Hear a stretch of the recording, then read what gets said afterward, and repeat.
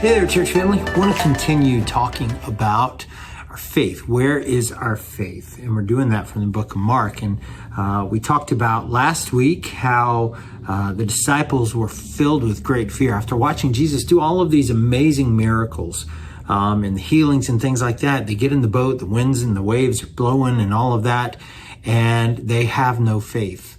And in fact, even when they wake Jesus up and he calms the seas, they're terrified because of the things that he can do and how he can do things.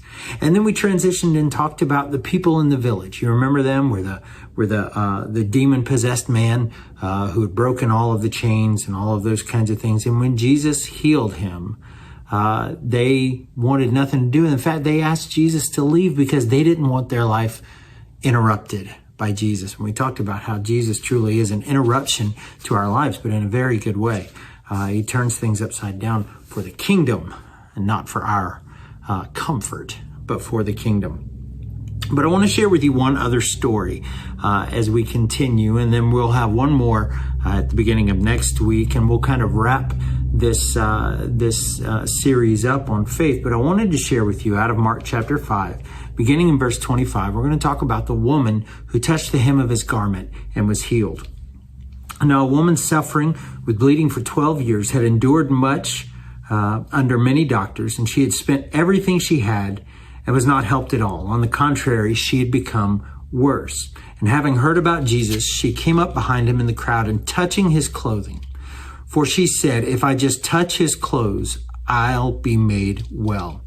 Instantly, her flow of blood ceased, and she sensed in her body that she was healed of her affliction.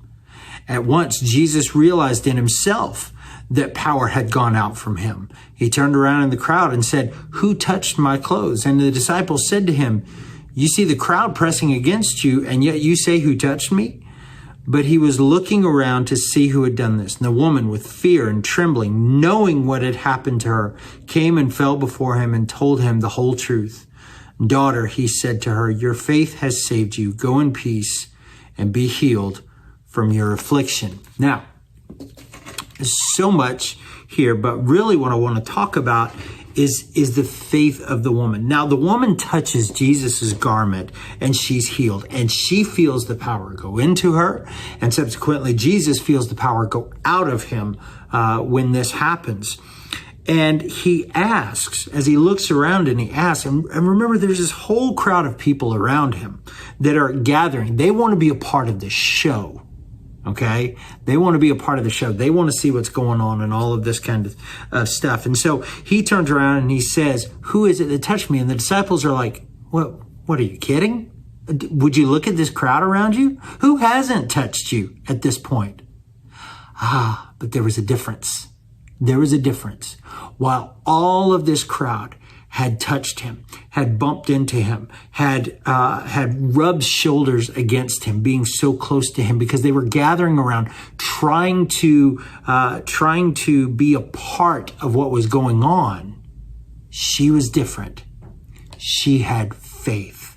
She knew and had said before, "If I can just touch the hem of his garment, I might be healed." She had so much faith in who Jesus was, that she knew that not even touching him, just touching his clothes that he was wearing would heal her from this disease. And that was the difference.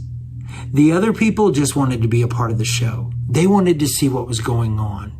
She came in faith, in true faith, and wanted to be healed.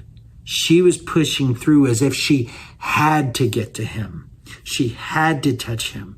And that's who we need to be, church family. We need to be the ones pushing through the crowd that have to be with him, that have to push through all of this stuff in life, that have to push through all of these distractions and all of the trappings of this life, or the American dream, right? And we have to push through all of those things and really find who Jesus is.